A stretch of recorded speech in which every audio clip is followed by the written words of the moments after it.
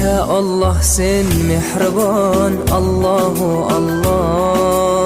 Seni deb kuydi bu jon, Allahu Allah. Senga muhtoj bor inson, Allahu Allah. Olamlarning Robbisin, Allahu Allah. Mu'minlarning panohi, Allahu Allah. Yuragimning sultoni, Allahu Allah. Hidayat ayla bizga, Allahu Allah.